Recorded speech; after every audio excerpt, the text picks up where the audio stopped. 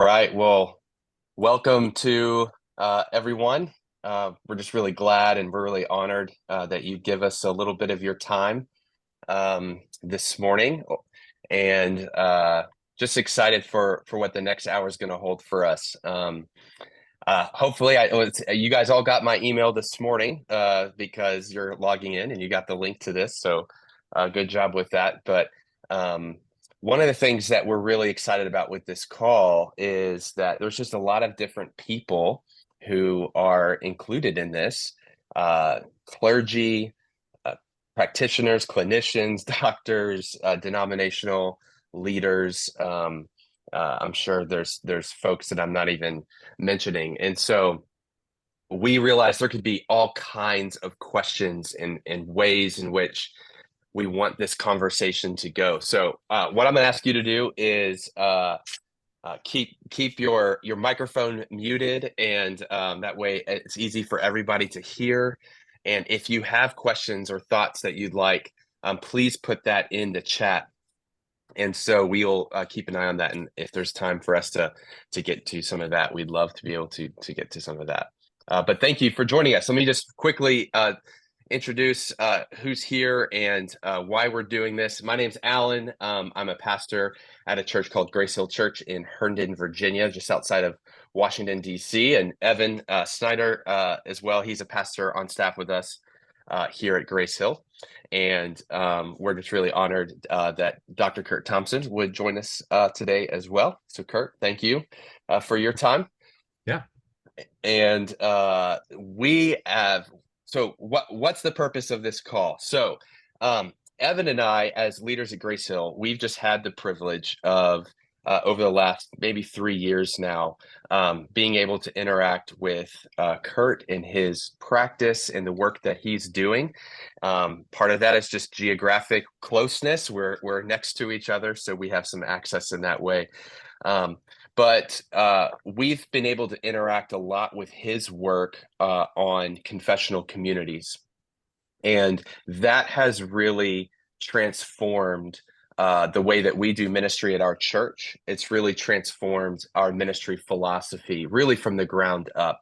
And so as we've been doing that, obviously we get the opportunity to speak with Curt about that often. And we've just noticed a growing desire amongst other churches to be doing this work as a core ministry, maybe a core spiritual formation strategy within their church. And so we've seen just this growing desire for there to be more conversation on this and more thought around how to implement this within the local church. You know, many of us, I'm not sure on this call, many of us might have different experience with confessional communities or something similar to that. And I think most of the time when we see this done, we see it done in a clinical setting where we have a lot of control around the environment and the safety, and we can compartmentalize it to really free people to be able to do the work that they need to do within those communities. And a lot of the questions that we're asking, and these are questions, many of them are left unanswered still, is how do we begin to do this in the local church and not just in a clinical setting? Or how do we begin to do this within the overall discipleship strategy of a church and not just as a peripheral ministry of the church? And so that's the genesis of this call. We've had some experience with it. We've been talking to a lot of churches that want to talk more about it. And so we thought it'd be good to get a bunch of people together to think about this, to talk about this. And we'll talk more about this at the end of the call. But our hope is that this is the first of many conversations. We hope this potentially even is the birth of something even more significant, like some sort of cohort or network of churches that are trying to do this work within their church. So let me start here, and I'm going to kick it over to Curt here in just a minute. But the reason I just want to start, I think for us at Grace Hill, the reason why we got really interested in this work as a part of our spiritual formation strategy at our church is because of the challenges that I think all of us face as leaders in different spheres when it comes to leading people and ourselves in spiritual formation, and growing in Christ likeness. And some of the challenges that we've seen, I've been in ministry for 16 years now. And some of the challenges that we see, I think, are really unique to the cultural moment that we are in. So I thought of like three different things real fast. So the first thing about our cultural moment, right, is I think we're in a space right now where, especially if you grew up in church, where the way that we've been formed to think about spiritual maturity is through our biblical and theological knowledge. And it's kind of like a little bit of a Gnostic type thought, right? In the sense of, we kind of have been formed to see knowledge and cognition as kind of our higher self, right? And our emotions and our feelings and our desires and those things, our stories, what's happened in the past. We kind of, that is our lower self. And so we measure spiritual formation by our knowledge. And I've seen that in so many people within our church. And I even think, even in myself, that's how that gets measured. And then you couple that with a culture that we're all aware of that's very individualistic, right? We've kind of rejected the idea of doing life as a community. The more you can do on your own, the more self-sufficient you are, the stronger you are, the more mature you are, the better you are. And so that's the waters that we're swimming in. Then you take those two things and you couple it with this information age that we're in. We're like, we all have access to everything, all the information, any teacher, any book, anything that you want. And you put all of this together, and we're essentially forming people to believe that I have everything I need within myself for spiritual formation, or I have everything that I need within myself to heal or to deal with whatever comes my way. And we have seen that just to be a huge challenge and obstacle to spiritual formation. And so that's where I wanted to toss it over to Curt. Curt, I'd love for you just to speak to that a bit. And I'm just curious your thoughts on why you think that is. And maybe you have more to add, so please feel free. But why you think that is a challenge and an obstacle to spiritual formation. Well, first of all, I just want to say, goodness, it's a privilege. It's humbling to be in the room with so many who are working so hard to follow the King and to do the hard work of ministry and education and therapy and all the things that so many people are doing that are here on this call. And I'm grateful to be invited to be part of this, because we who are in the practice are continuing ourselves to learn about the value of the work that we're doing in these confessional communities. And so, first of all, I'm just really grateful to be here, and humbled, and just grateful for that you, Allan and Evan, have brought together this group of folks. I think one thing that we would say that what we see in our moment is, like, we are in one particular moment in history that is like the way history has been moving for a long time.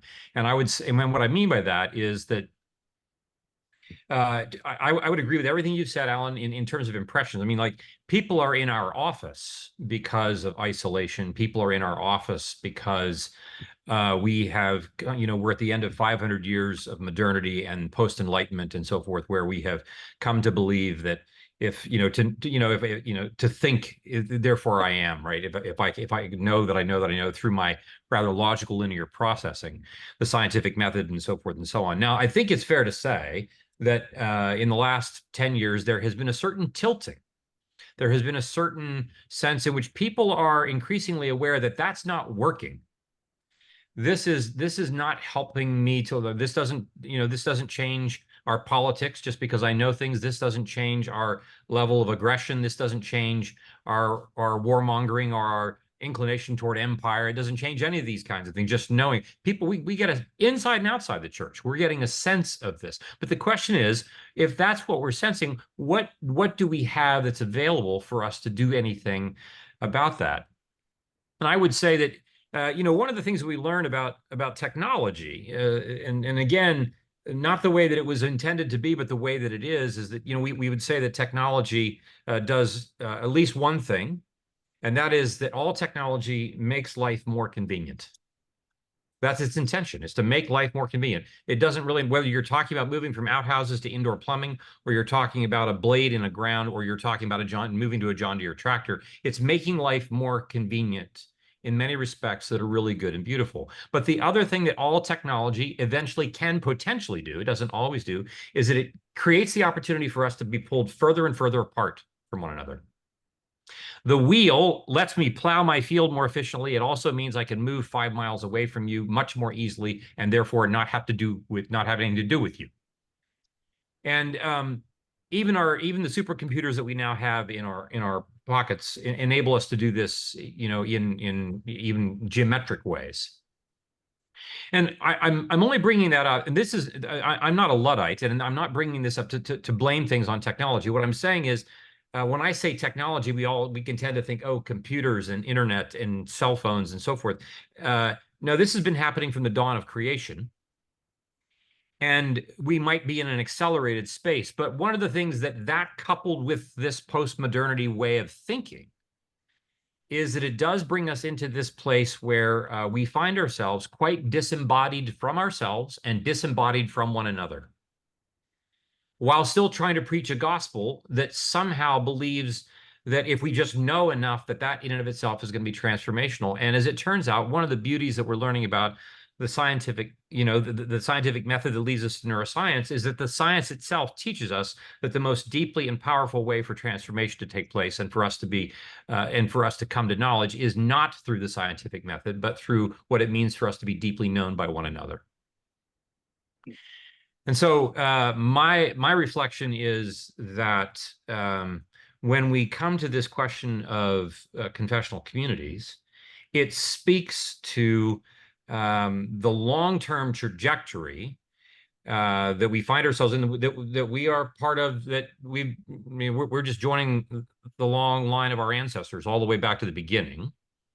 And at the same time, I think it comes to our particular moment when we read in Acts chapter 14, when Paul is talking to the folks at Laconia, and he says, like, look, God does not ever leave himself without a witness.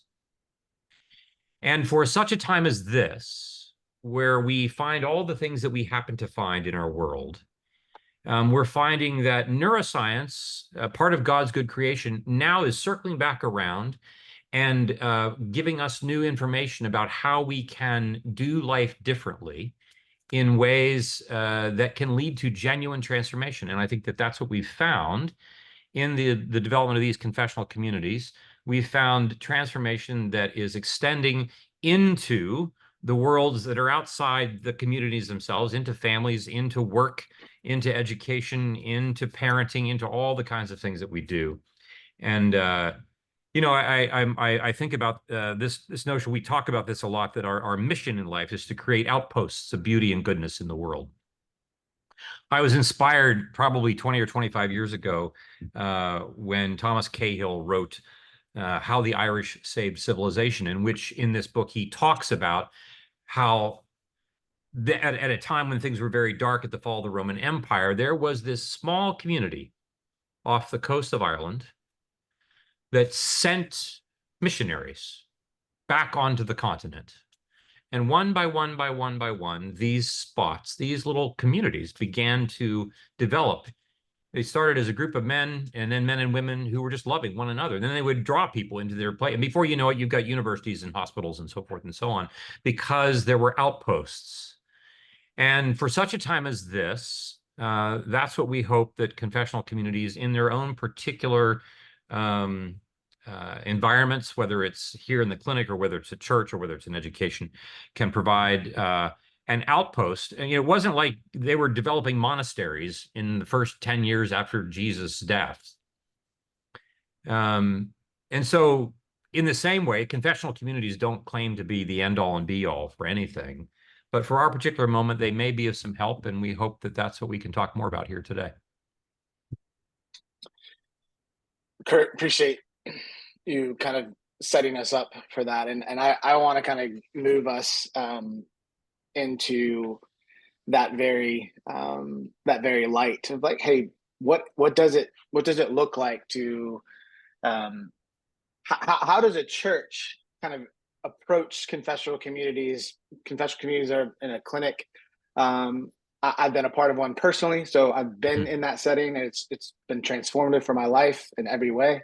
And then as we were thinking about this, Allan and I together, we were like, man, it changed everything how we viewed the church and discipleship and understanding Jesus's love for us, what he feels towards me, and then how that plays itself out in my relationship to other people, namely the church. And so kind of the story for Grace Hill, and I just want to, Curt, I want to ask you a question from this is as we've taken this kind of idea, the template of confessional communities that we've been a part of personally, we thought, hey, how would this work in the church setting? There wasn't, Curt hadn't written a book yet on this. And so Allan and I decided we're just going to do this, and we have no real training, and we're just going to do this thing. But to be super short, it was about 2 years ago that we just took the practice of confessional communities and what we had learned, and we just mimicked that in the church setting. And for us, we realized very quickly that this couldn't just be, as Allan said, just a periphery thing, that this was this is for everyone. And so I'd love to talk more, but in the effort of being able to be concise here, we started just to do this practice. I'm going to ask Curt to kind of share what confessional communities are for those of you who aren't familiar with them. But we implemented this across our entire church. We're a small church, just for reference. But over 100 people were doing this at our church. And anybody who's been in a church setting can kind of probably track with me on this, but like, community groups or whatever you want to call them throughout the week, they have sporadic attendance. And just from a standpoint of, as we started to do this, I talked to all of our leaders, and we started to do this confessional community week after week. And what I found that was really stunning to me was we had 100% attendance rate across our entire church. And something the Lord was doing in this was the connection of people, their stories, and what God has been doing and has been at work. Sharing that with other people became this transformative experience to understand the scriptures that we always speak about in a context where it was actually in a relational context with God himself. But then as we looked at the faces of other people and considered the stories where we've been or what's happened to us, and it changed our entire church. And is still changing to this day. And the reality is that no one wanted to miss that. And that was really compelling for us, where we started to go, like, wait, what is it that they're so, and the reality was we had people on business trips going, can I zoom in to be a part of my community group tonight? I've been in ministry for a long time. No one ever said that to me before. Like, can I zoom in because I don't want to miss, but they didn't want to miss this. And the thing I want to ask Curt to share in a second is like, what is that? Why was that the case? And so for us, as we've been continuing to kind of build this out in our church from the ground up, and like trying to figure it out as we go, we have just seen the Lord really just do a transformative work in our church. I'll give you one real quick example. There's a guy in our church, and he lost his wife in August, and prior to losing his wife, he wasn't a Christian at this point. And then about a year ago, he kind of started to understand his faith and was starting to get curious about it. And his wife was really sick. Then she passes tragically in August of this past year. And he started to come to our groups where we've been practicing just this idea of confessional community in our context. And 2 weeks ago, he said to our entire group, and he never talks much at all, but he started to share. And he said, hey, we were just recounting how the year had been. And he said, can I say something? And he talked to all 18 people in our group. And he said, I have finally understood what the scriptures say about what God's love is. I finally understand it. For years, I've been trying to understand. It was a feeling. I couldn't find it. I was trying to understand it in my head. I would read the scriptures. Evan, I would study with you. No offense, Evan. I was like, no offense taken. I guess I'm not as good as a pastor as I thought I was. But he said, you know what happened was I finally get what God's love is like because I've experienced it here. And man, it was just not a dry eye in the room of recognizing as we share ourselves with one another in this context, using this kind of a tool. The Lord has just really just done some incredible work there. So, Curt, I just want to just ask you for, like, first off, like, what is a confessional community? We're kind of talking about that. Some of us may know what that is. Others of us might not, or we've read your stuff, or we're familiar with your practice. Yeah. But could you share what is that, and why? How could this be an appropriate tool for addressing some of the challenges that we've already been talking about? Well, I'll be brief about this. I would say one way to describe it is that a confessional community, and by the way, the term confession, we have presumably a wide range of experience around what church actually is, and when we hear the word confession, when we hear the word confessional, it will evoke different things for different people. I want to be very clear that when I use the word confessional, we're really talking about this notion that to confess something is not to limit that word to the confession of sin.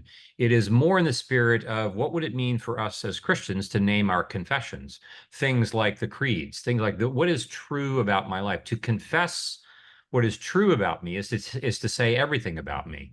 It's not just about my sin, it's about my longings. It is about my grief. It is about my rage. It is about my joy. It is about what it means for me to be loved by God and the parts of me that feel like I'm still at war with God. And so it's important to know that these groups are places where we come with confidentiality, with vulnerability, to tell our stories more truly.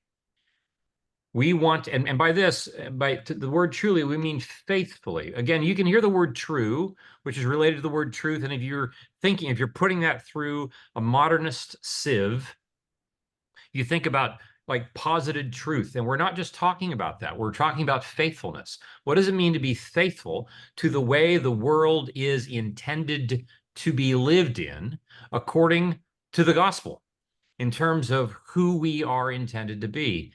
And so the first thing I will say is that this is a gathering that here in the practice, it tends to meet either for limited periods of time, so for anywhere from about 8 to 9 months, or it may be an ongoing confession. It may be an ongoing group. In churches, they can be ongoing.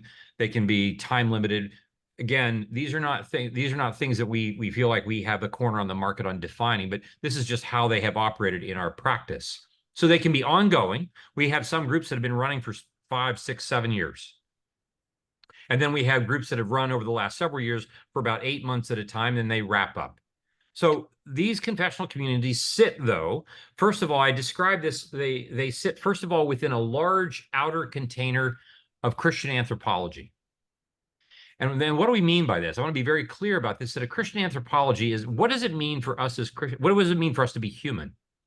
And as we often say, that many of us think that the Bible actually begins in Genesis chapter 3. We live as if it begins in the 3rd chapter of Genesis, because when we talk about the gospel, we lead with the question of we are sinners who need to be saved, and that we're going to heaven. And all those things are not untrue, except with this notion that we really believe that the Bible begins in Genesis 1, and that God's intention for us to be agents of transformation in the world, to create outposts of beauty and goodness in the world, has not changed. He tried it once with Adam and Eve. That didn't go so well. He tried it with Abraham. That didn't go so well. He tried it with David. That didn't go so well. Not until we come to Jesus do we see what it means for someone to be fully human. And then he calls us to do like he does, in the way that he does, for this purpose of continuing to practice for the heaven that is coming. And so, we have lots of different reasons that we say, why do we have small groups in our churches? We want to have small groups to have Bible study, for us to know things, yes. But the purpose is not to get us into heaven. The purpose is to change us into the kind of people that God wants us to become.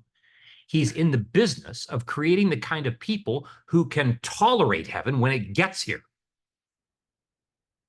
Like Dallas Willard said in a lecture I heard him say, he said, God will let anyone into his heaven who can take it.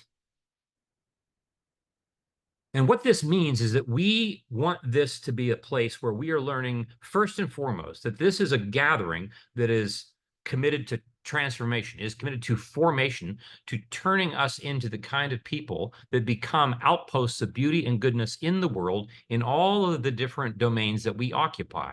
be that family, be that work, be that church, be that wherever that happens to be. Within that container sits another container, and that is the container of interpersonal neurobiology, the mechanics of how we tend to operate as human beings.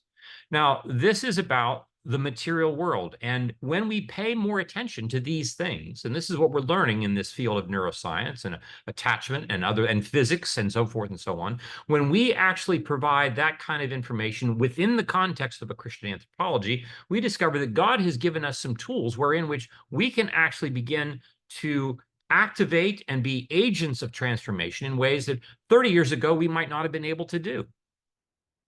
In the same way that there came a point in time before Gutenberg and after Gutenberg, wherein which the Bible became a very different thing, because we can now print the Bible. Now we have, and this technological advance changed things for millions and millions of people. And in the same way, what we're discovering about neuroscience sits, though, within the question of what does it mean to be human, that we are answering from a biblical perspective. And within those mechanics sits yet another container, and that's what we would consider to be the way that group therapy dynamics operate. How do systems operate? What's happening in the room between people at any given time? Now, I'll just say that one of the most common unsolicited questions that we've gotten over the course of the time that we've been doing this is from people who will pause at the end of one of these times and they'll say, why can't this be church?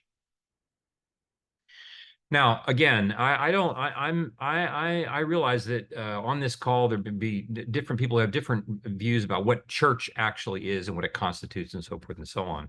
And what I would say to those folks is that if we had 2 worship songs at the beginning of our 90 minutes, and we had a 10-minute reading of text and a homily in the middle of it, and we had the Eucharist at the end, church is what we would have.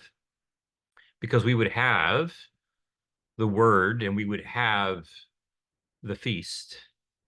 And in the bulk of it, what we would have would be the process of formation. We would be doing the work of formation. This is what we're doing. This is not a substitute for church. No, we're not trying to say that. What we are trying to say is that this becomes a process wherein which, as people tell their stories more truly, and there we have a liturgy, we have a framework, we have a structure by which we initiate these conversations and we carry out these conversations. What we're discovering is that as people are telling their story more truly and allowing it to be exposed to what it means for the gospel and the power of the Holy Spirit to speak to that story in embodied experiences in the room, we find that transformation has been taking place at depth and pace that we'd otherwise not seen before in our practice. People who are describing that their relationship with God has changed because they've been in a room with other people who've been committed to not leaving the room when everybody's worst selves are brought into the room. And as Jesus himself said, it's not those who are well who the doctor comes to find. It's the parts of us that we hate the most that continue to be invited into the kingdom of God. What we would say that then happens in these communities is that people are awakened to what it means to be loved and then commissioned to doing hard work of transformation that also includes things where they are going to have to say no to things that they've all said yes to. It's like all of us who are addicts, which means everybody here on the call in our own particular way, we're going to have to say no to the particular things that ways that we've been living. We're going to have to say yes to things that we've been afraid of. But being able to be in a community enables us to do both of those things very, very deeply. Because at the end of the day, we're really asking the question, to what degree are we becoming, even as a community, a greater pulsating presence of love, joy, peace, patience, kindness, goodness, faithfulness in the presence of the world? To what degree am I manifesting more greatly, the Sermon on the Mount than I was yesterday? These and other questions are things that we use the interpersonal neurobiology and the structure of the work of group psychotherapy dynamics to help us move that transformation along. And I hope that it can be helpful in these other contexts.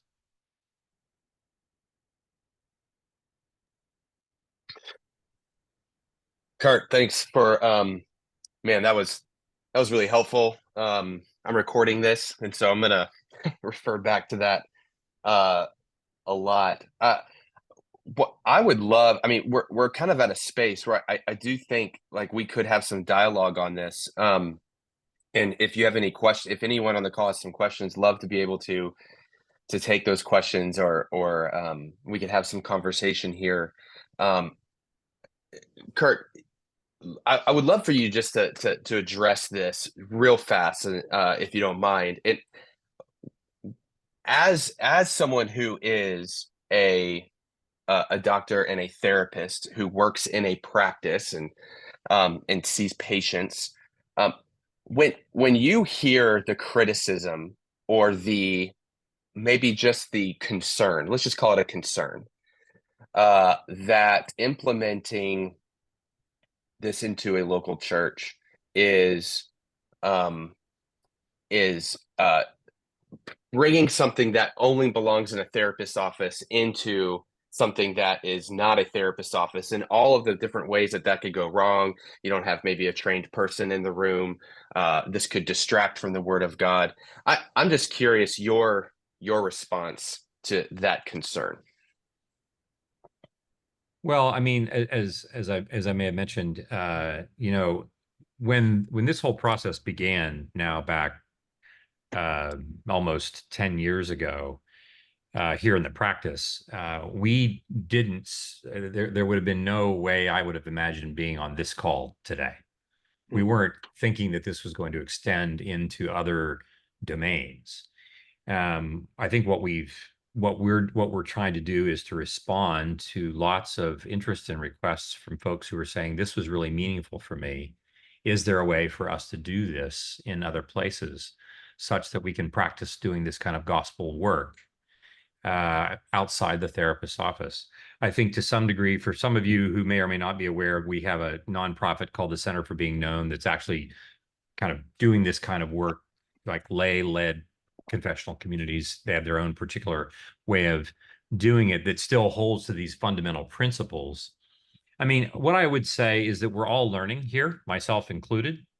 And all of our staff are included in trying to discern how do we take the fundamental principles that we're talking about, right? Those three containers that I mentioned, and how do we apply them in other contexts that are outside the fiduciarily responsible, you know, setting of a clinic, with all the things that are attached to that. And what I would say is that I do believe that there are things that would take place in a clinic that wouldn't necessarily take place in a church.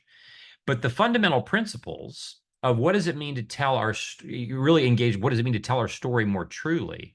What we find is that, I mean, those of you who are pastors here and clergy who are on the, and doing work with folks, I mean, we are aware, as we like to say, those things that we don't talk out, we're going to act them out. Those things that we don't name we aren't going to tame, and instead they're going to run roughshod over us. And this gives us a place where we can begin to name our stories more truly for the purpose of what I would suggest is, you know, we burn a lot of energy containing all the stuff that we don't want anybody else to know about us. There's a lot of energy that we burn containing that. And that energy is then not available to God to create the beauty and goodness in the world that he has prepared for us from before the foundation of the world, those good works. And so I think what our experience has been is that, I mean, you all, you know, Allan and Evan, you've been in our groups.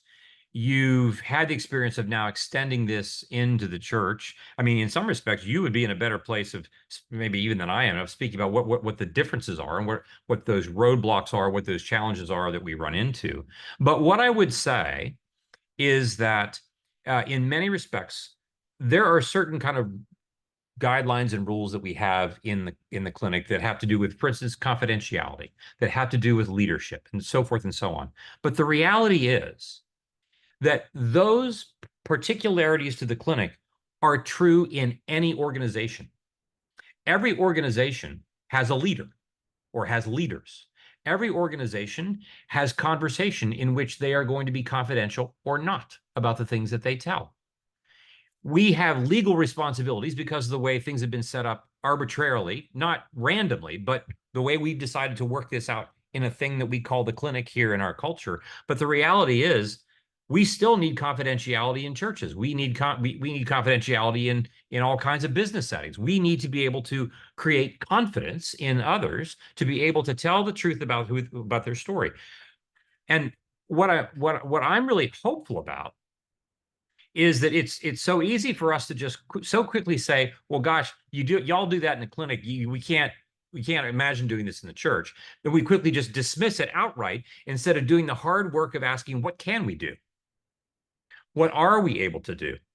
How can we begin to apply some of these basic principles in ways that create space for people to say things in a community that they've never been able to say anywhere else before in their life? Now, this does not suggest that there aren't things that we have to be wise and discerning about. We're going to be as gentle as doves, but we're going to be as wise as serpents. We want to really be discerning about this. I mean, if someone's talking in a small group and they're going to here in the practice, and they're talking about an affair that they're having, well, that's one thing. If they're talking in the small group at church and they start to talk about the affair that they're having with the pastor, that's something altogether different. What are we going to do about that? So, but the point being is that we can imagine these kinds of settings very, very quickly, and so therefore just quickly dismiss this idea as even being possible. I want to suggest that, like anything, that we are given this opportunity as a way for those who are in your shoes, those who are in the shoes of those who are in this space doing this work in these settings of churches and Christian education settings, to think creatively about how we can take these principles and apply them. This is not to deny challenges. It's just simply to say we need to be wise about how we respond to them. So, Curt, I really appreciate that. And in fact, I feel like that kind of speaks to one of the questions that was posed. And I think that's from Beth and Restoration Anglican. Thanks for the question. I would love to speak to that. I would love to ask Curt if he would like to speak to that. I could share some things, but I do also I want to say one thing, and then I'd love to also just open it up for some other questions or comments or reflections on this, because I think, Curt, you've really teed this up, because as you can tell, this could go a million ways, because there's a million questions to ask from all different kinds of contexts and different perspectives and lanes that we're all in. And that's actually kind of the point of this whole call, was to say, hey, we sense the Spirit of God at work through Curt and the practice. Anna's on there. She's part of the practice there. But there's so many stakeholders in what God is doing in this light. And so we see that. I see that. Allan and I see that. And we have a perspective as a church, but let me just say, because Allan, your question coming back to the church, and I just kind of want to open this up, and Beth, we want to get to that question because we have a little bit of time still. One of the things that Allan and I experienced in the church was people, and Curt alluded to this already, was this idea. Like, let me give one specific. Allan said a concern, and I would actually say, and because he and I were kind of the front line of this for our church, where we would say, hey, we're going to talk about our stories, and some people are like, great, we're going to talk about our testimony with Jesus, and you're like, well, that's part of your story, so sure, but that's not the only thing, which is, it's interesting, right? Because we're all coming from how we've been formed and what we think about. But we were trying to say, like, hey, no, like, just talk about your life. And again, we can talk about all the tools and the how you do that. But one of the critiques we got, and strong ones, was from leaders in our church who were making comments like, well, hey guys, like, what are you doing? Because what if the water overflows the banks? Like, what are we going to do here in that regard? And that was actually, because at first it was really difficult, because we had strong leaders in our church who were pushing against this practice that we were trying to implement, this tool, utilizing. And what we have learned, we're not therapists, we're learning ourselves, like Curt said, but what we learned was there was so much fear around the idea of just sharing honestly your struggles and your story in life. Like like I have to keep this in a box. I have to contain it because if it gets out here, I have no control anymore, as if they're in control in the first place. Number one, but how often we can use spiritual language to deflect from the realities of the things that are actually happening to us, not being able to name the fears that are going on inside. And so what we were trying to actually say was at the end of John 4, where we see the woman who goes, wait, come see someone who knows everything I've ever done. And guess what? When the water went over the bank, he was still there. In fact, he already knew all of that stuff. And so it was this sense of just being able to be regulated, I guess, when we use therapy language, but understanding the context of our church and our relationships, this same reality of being known and cared for and loved. Once people experienced that, the walls they crumbled. They started coming down. And I'm sure if you've been a part of this work in any way, you would nod your head and going, yeah, I know, I've experienced that. I've tasted that. And so Allan and I just have faced a lot of different critiques within the church of kind of trying to say, like, this has nothing to do with spirit, get back to the Bible, guys. And I think what we're trying to say in love and gentleness and patience and showing is like, this is actually taking the scriptures oh so serious. So much so that Jesus wants to know and is not ashamed of anything that we've been a part of. Yet we carry so much shame and fear. As Curt said, Evan Snyder has burned so much energy in my life, being so chained to my shame and things a part of my story, that until sharing those things in this context was like, oh, this is what Jesus means? Wow, that's really good news. So that's probably going to be the context for most people in churches if you're going to like move into this. And so we just want to kind of create a space to kind of talk, share wounds together, but also laugh and say like, hey, like there is hope in this and there's some things that we'd love to do. But I kind of just want to open this up. We've got some other questions that have come in, but Curt and really anyone, I think, Allan, are you fine? I'd just love to open that up for anyone to kind of respond. We'd love this to be a dialogue here. And so the first one was, well, and let me say this real quick. I don't want to get into the weeds too much because that would take up all of our time. So I think some of these questions, what I would love to do is say like, hey, I think our goal is we'd love to see if this is just the beginning of a conversation, not the end all be all. And so I think there could be opportunities to really get experts to talk to questions like, what kind of preparation would you want to give someone in leading a CC who's never had counseling? That's a great question. So I don't want to bypass that. I just would love to put a pin in that and say, like, we'd love to give that its appropriate time. So yeah, let's open that up. And guys, ladies, any questions you have or reflections, we'd love to hear from you all. Well, I'm seeing that Beth, you've got a couple there that you've articulated, which I think we can. I think we can just. I'll say this much, and if y'all haven't read this, if you can see her question in the chat. I think my response to that is we're learning how to do that. I think that what we have found is that these kinds of things can be helpful, especially if the leadership of the church is really believes that this is meaningful. And the way this often works is that people who are who end up being facilitators first go through their trainings that we provide here at the practice for people. They can have an experience of this where they start to get some sense of that. In what we're doing in our nonprofit work, I'll do orientation work. We now have had 3 cohorts of folks who've gone through, and we've got some folks who've done 1 or 2 of these groups as facilitators, and now they're helping to support the new facilitators that are coming in. I think that one does not.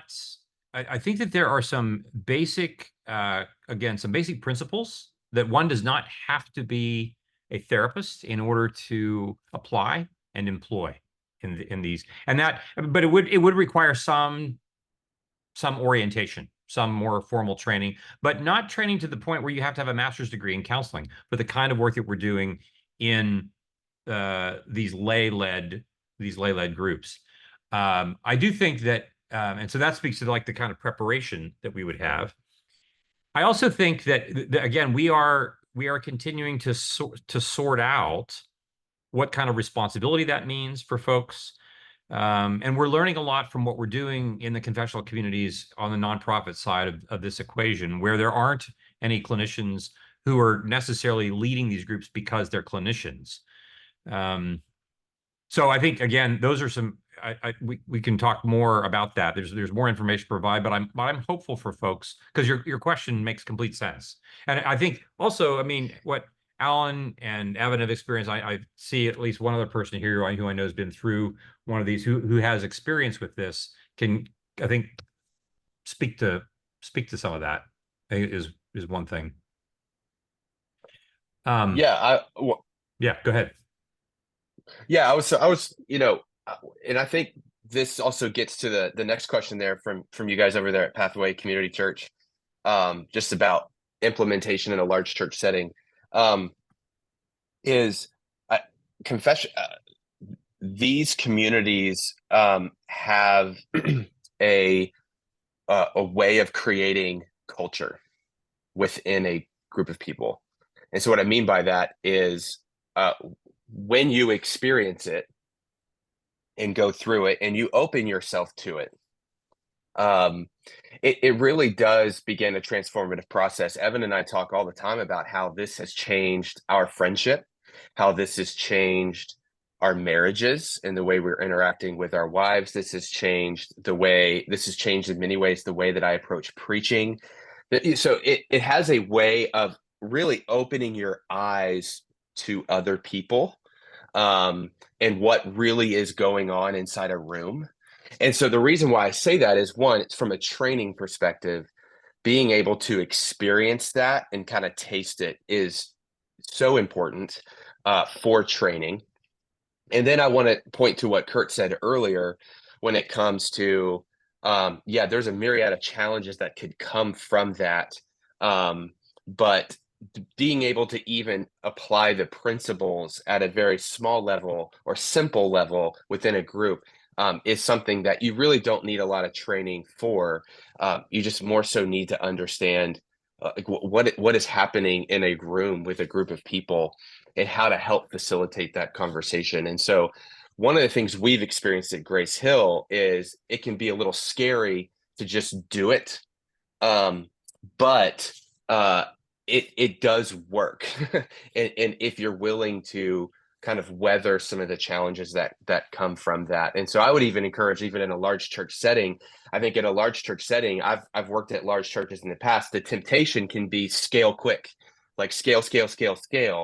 And I just wouldn't underestimate the power of starting really small and letting that multiplying effect occur, because of the culture that this can create within your church, within small groups, within your own lives, in your friendships, and all of those of different things. And so there is a simplicity to this that I think we can overthink, as Curt, you were talking about, how that could kind of stop us from doing it all together because of the potential challenges down the road.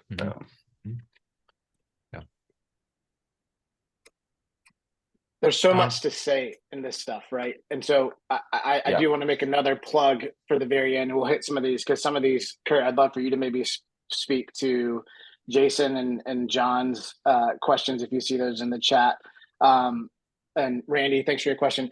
I just want to say, like, again, just for stating the obvious, there's so much to all of these questions that we would love to dive in together we just have more robust conversations around, rather than just like 3-4 minutes quick take on that. So again, the hope for this is to be a beginning of this. So I hope if you feel like it's didn't satisfy and you have a lot more questions, because that's how it was for Allan and I. We still have those and we're learning too. And so this is kind of this idea of going hey, if we have a consensus of people that want to continue to have this conversation, we'd love to maybe organize around some ways to really kind of just dive in deeply to each of these things that deserve deep dives.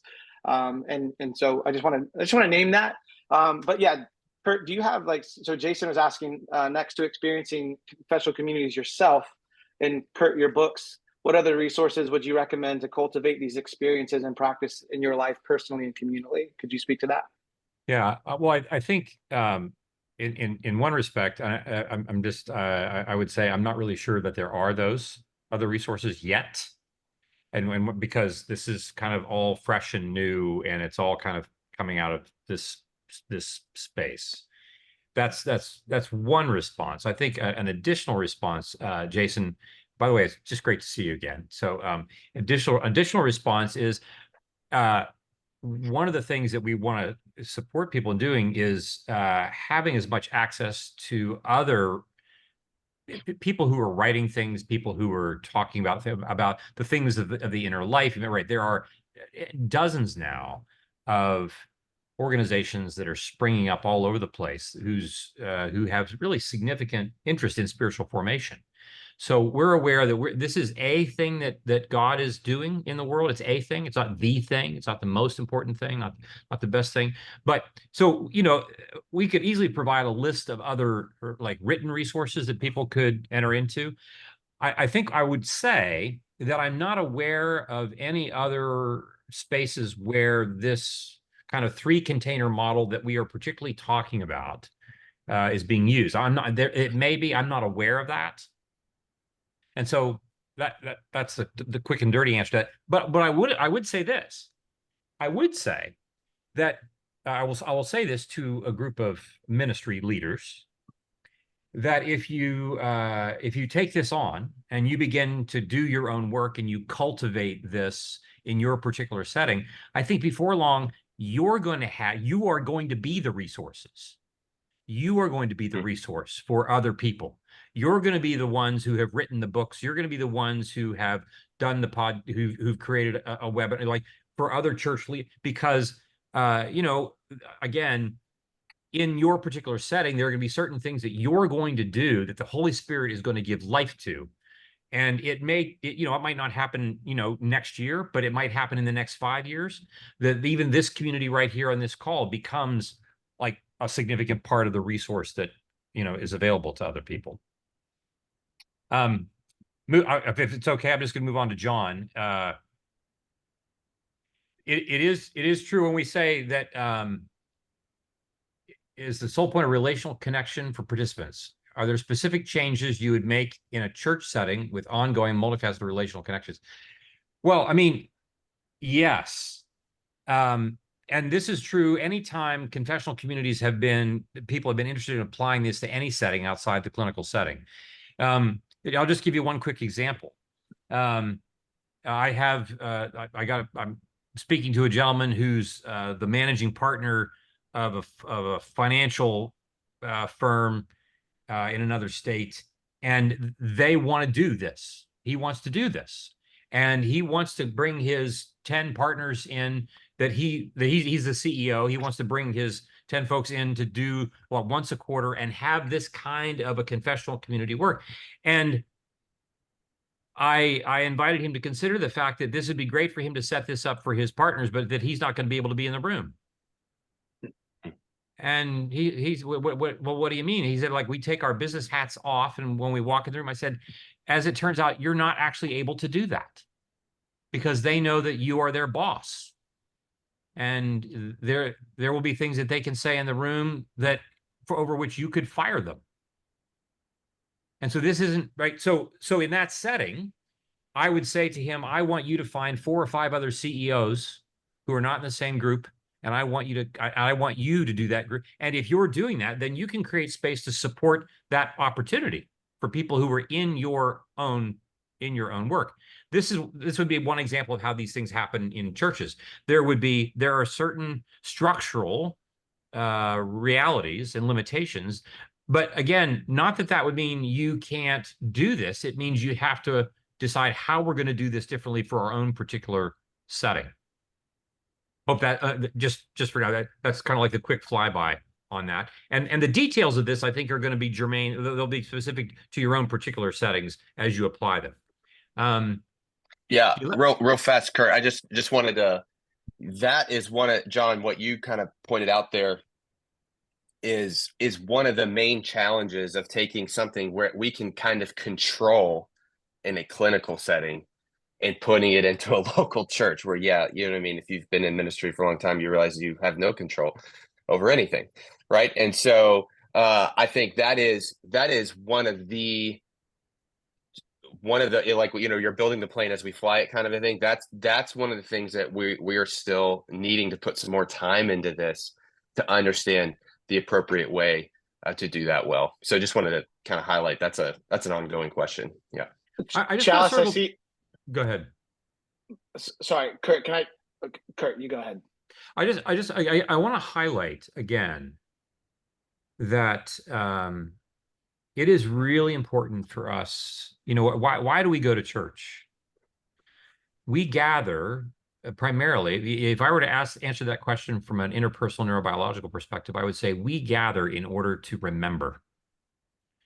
We gather in order to be remembered, and as we are remembering, we are formed because we pay attention. What we pay attention to, we remember. What we remember becomes our anticipated futures.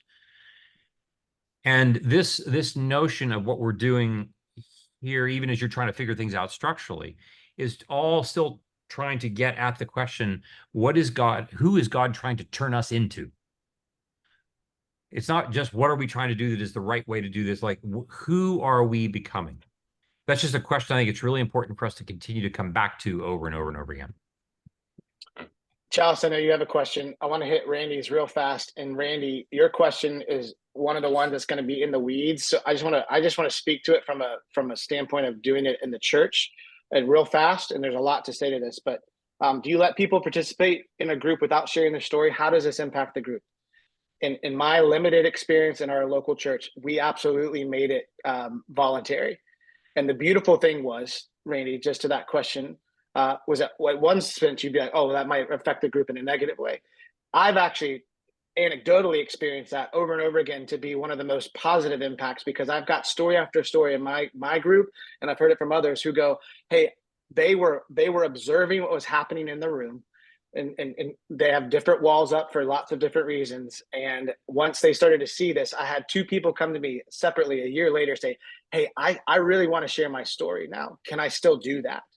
But it took a long time for them to kind of, because of their story. And I don't know all of the stuff that's going on with them, but because they saw the power of just being in the room while all this stuff's going on, they're starting to imagine in themselves this reality of like, oh man, people actually might come for me. Oh man, my story is actually not terribly different from this other person. And look what happened. Everyone came for them. And it's like they could imagine a reality now where the shame that they're feeling doesn't get the, just Curt uses it all the time, doesn't get this talking stick. And so I would just say that, Randy, real quick, like, so no, I've not seen that be a negative, but I think that's also a group dynamic size thing, but we could talk about that later. So I just wanted to address that real fast. Chalice, you had a question. And Curt, I know we got 2 minutes left with you. I don't know if you turn into a pumpkin at 12, but we do want to respect everyone's time. Yes. In fact, I do. And it'll be very, very entertaining. Great. To watch that happen. No, I mean, I can stick around for a little while. I mean, yeah. So Chalice, did you have a question? I saw you had your hand raised. I just had a quick, I feel like I come at this from different angles of having been in the ministry for 20 years and then went and get the degree to become a psychotherapist. I am a part of a large church with some staff members here from Pathway, and I'm sent now. So now I'm on the other side, and I'm sent clients from the church, and the church supports some of that financially. I'm sitting with people individually doing therapy. They go to church together. Now I'm limited because I can't connect them. So what I find myself feeling is y'all need to know each other. My Tuesday at 2 needs to know my Thursday, my Monday at 4. Right. Because they go to church together, and it's heartbreaking to know that I'm the only person who has heard these things and these people's stories. And I know that my Tuesday at 2 can hear Thursday at 3, and they can do this together. So I've got that situation going on. Also, the efficiency, the of me just sitting with people, I could only do maybe 6 a day. And so I also have that feeling of like, this is not an efficient use of my time. So that's just my personality too. And then I went in the spring myself, because I've done a lot of therapy myself, went to the intensive this spring out at Curt's practice. And of the individual therapy that I've been in myself, what happened in that setting, it's very difficult to explain without having experienced it. So incredible experience. And again, I've had hours and hours and hours of individual therapy. And then the spiritual component and what Jesus was doing and the Holy Spirit was doing in the midst of this confessional community. I'm still trying to really wrap my brain around what in the world. So that's kind of how I'm coming at this. So being a therapist, being at Pathway, I am this, I just feel like this just has to happen in some way. A therapist can only sit and hold individual stories. Your pastor doesn't have enough time. I know they'll tell the therapist, they'll tell maybe the pastor, but that's so limited. So that's the plug for confessional communities and churches in some way. If it's supervised within the church under some therapists that are church members, that's an idea. I mean, there's lots of ideas. In terms of just, I know, just I'd love to just if there's any other reflections or thoughts, and I know we want to honor everyone's time, so I know we said an hour. But yeah, anybody else have just any? Because again, we'll make the plug here for a continued conversation if that's something that people are sensing. I just really encouraged that I feel like kindredness on this call, as Curt kind of opened at the very beginning, of what the Lord, the Spirit of God is doing. And so just, yeah, would love to hear any reflections, thoughts, questions that you still have. In some way, kind of bring Curt's time out as long as he's willing to give. But yeah, Evan. Just want to open that up. Yeah. Hey, Chris. Good to see you, buddy. Hey, Chris. Hey, Curt. Listen, I'll try to keep this super brief. Evan and I have led these groups for pastors. We've done 2 rounds of these now. And to summarize what we could talk about for hours, our most recent group, which just wrapped a month ago or less than a month ago, the intimacy among 5 pastors who had not known each other beforehand reached a level that someone said I thought was impossible to reach in that amount of time, 90 minutes once a week. And the only language that these ministers could grasp for by the end of our time together was the language of the Holy Spirit bringing the realities of heaven into this space we were sharing together. So just in case there needs to be another plug, I mean, the reason we started these groups is because my wife Rachel had been in a group after I met with Curt, and he's like, you should be in a group. And I said, oh no, I can make my own friends. And then 2 years later, I hit the nadir of my life, and I was like, okay, I need to be in this group. And it was transformative. And just a month in, Curt's co-facilitator, David's, I said, how can I not be this lonely again? He said, start your own group with other pastors. And Evan and I have been part of that for 2.5 years now. And so now the groups that we do with pastors, it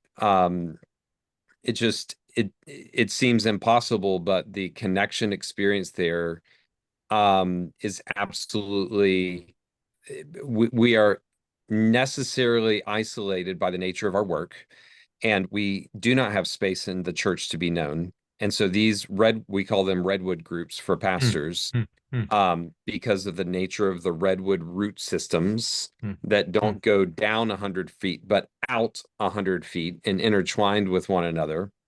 The nature of these groups it is transformative. And so that's just my plug in to say that there are depths of wounding and brokenness where the salve of the gospel needs to go, that in my experience are not opened in any other way than safe community, where we can take our armor off, we can let our guard down, we can truly be known.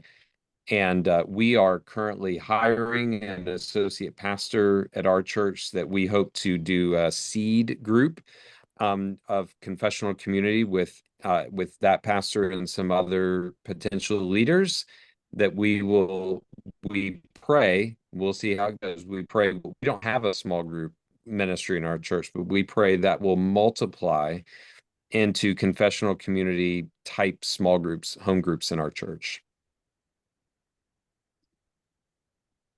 So thank you, Curt. Oh, gosh.